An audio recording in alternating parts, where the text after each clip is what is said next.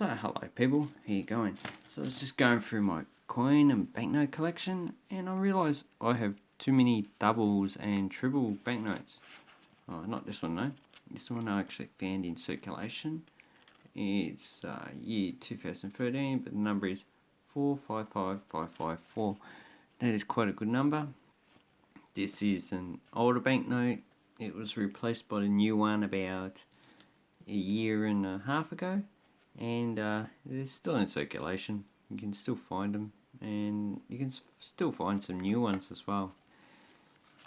So that's actually a good banknote to actually get. Then I have $5, and all $5 replaced in 1992, should I say. Fraser Coles, this is a 1991-92 issue. This is one of my favourite banknotes. It has Joseph Banks as a botanist, and here's all the plants that he either grew or described. And you have a shea oak up here. You have this is what they call a grass tree. I can't remember the actual name. Grevillea. You have this is probably a bark of a eucalypt. You have some other plants I'm not too familiar with. There should be a bottle brush there. And it's just beautiful. And the actual Royal Australian, no, not Royal Australian Mint, Note Printing Australia actually had a garden. I actually went there when I was younger. You can't actually go to these printing works anymore, but I went there when I was younger and actually showed us the garden as well as the printing works. Caroline Chisholm, she helped female settlers who came to Australia via the Family Colonisation Loan Society. And there's a old sailing ship they would have come in. So quite a nice banknote. Everyone should get one.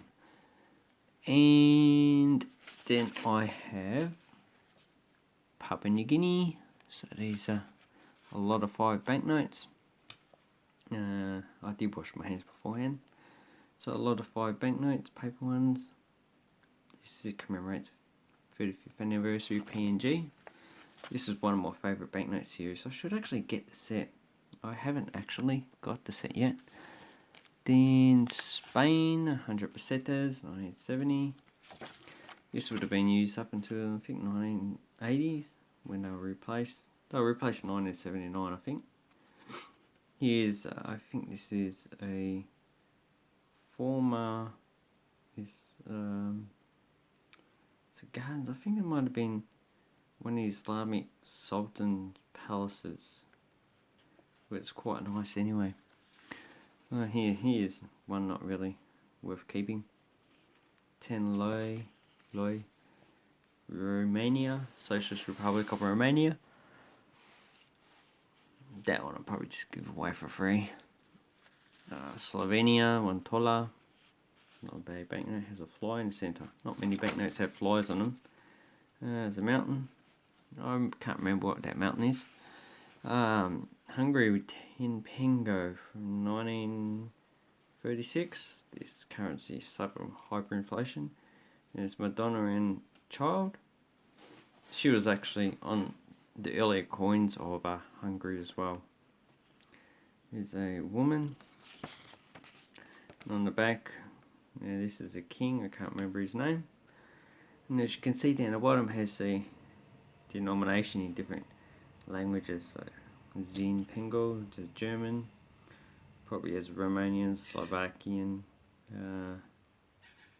and Serbian, and other languages. And there's a coat of arms. Okay, England, 10 shillings used up until 1971 when they decimalised. Pretty simple banknote. There's Elizabeth II, and on the back, looks like a coin. A penny. So that's basically it. Pretty simple. They could have done better at the time. Ooh. Is that Cypriot? Yeah, Cyprus. So Cyprus, £1 or 1 lira, 1997. And not bad banknote. And on the reverse we have pottery. So this pottery is made in central Cyprus somewhere. Can't remember the town. I think it's on a 10-cent coin, the older one. And it's beautiful pottery actually. It's quite a nice design. You should check it out on the internet. 110 grey, 10 purple. I think this has been ripped and glued together.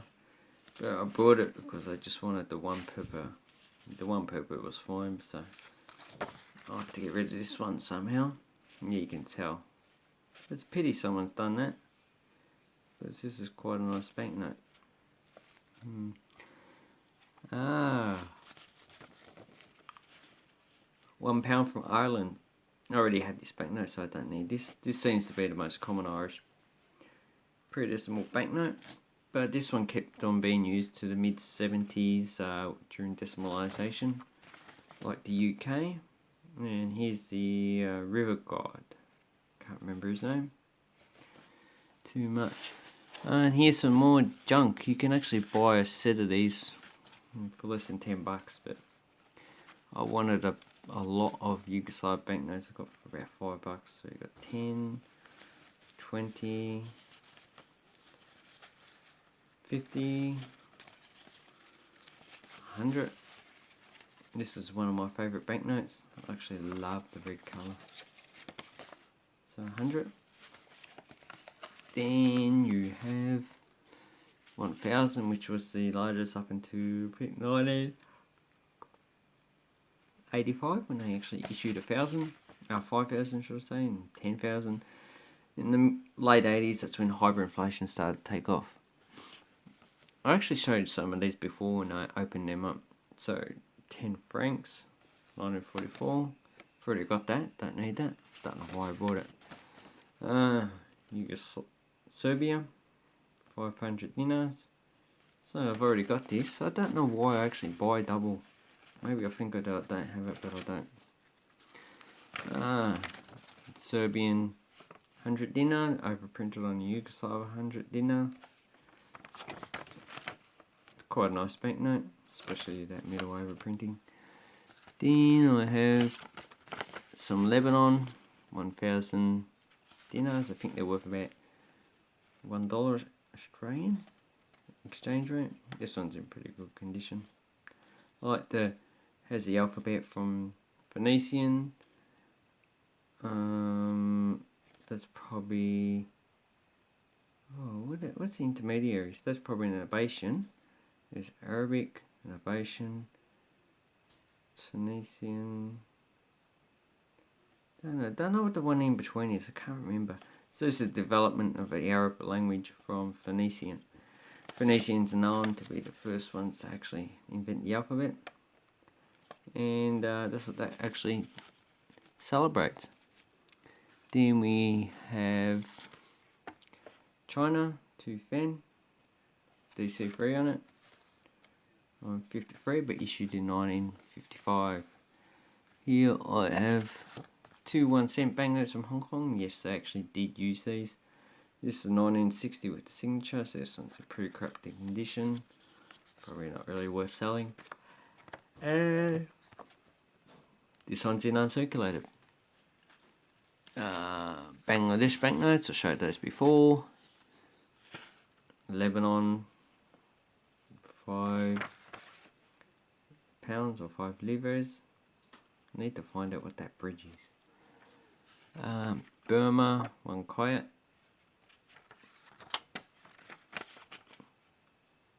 This is from the current series. Then we have Burma from the older series, so I've got 50 kyats. And this one's in better condition. It says unsung on it. He's the founder of Burma, or the founder of modern Burma. 100 kyats, so this was the highest denomination of the time. Another one. I bought a few of them, intending to keep the actual best one. Brunei, 1 ringgit or $1, 1976. In Kuwait, this one's ripped. Quarter dinar. So this one's from before the Gulf War.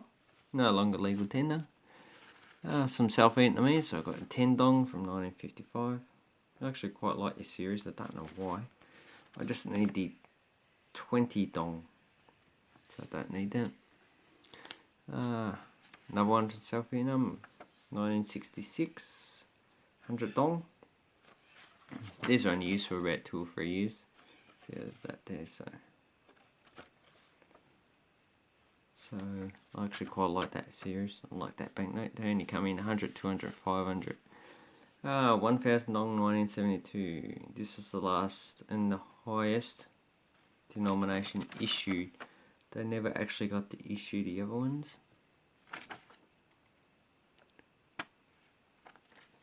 So there's another one. Then I have some Brazil. Look at the blue colour. It looks awesome. I like that. Then on the back, blue. So blue, red, yellows and banknotes are awesome. That's the actual naval training yard in Escola Naval Camp. Another Brazil, 100 cruzeiros, issued during the 70s. Nice banknote. Another one of those, 500 cruzados, so cruzados. This came about for every denomination. This is my favourite banknote of the series. Here's this guy, Villalobos. There's water lilies. And you can tell he was a composer and he loved nature. Then I have Uruguay. The 100 pesos of this one is red and it's my favourite banknote of Uruguay. There's, is that San Martin? His eyes look strange. Then we have a hydroelectric dam. Thomas de la Rue printed this, and as you can see it has revalidation of 15 new centavos, or centimos, whatever they actually had it. Then I have 10 bolivianos, so that's not bad, 1962, uncirculated. This is Yo Potosi, is a town where they used to mint coins.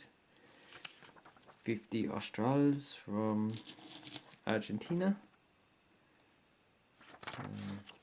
Don't know why I brought 2 of these. Just get the rest of these series. Same with this one. 500 Intis of Peru. There's Mr. Tupac Amaru II, who revolted against the Spanish, but was eventually executed. Not bad. Mountain climbing. And then I have the largest one, 1,000 Kronen from Austria, so Deutsch Österreich, German Austria.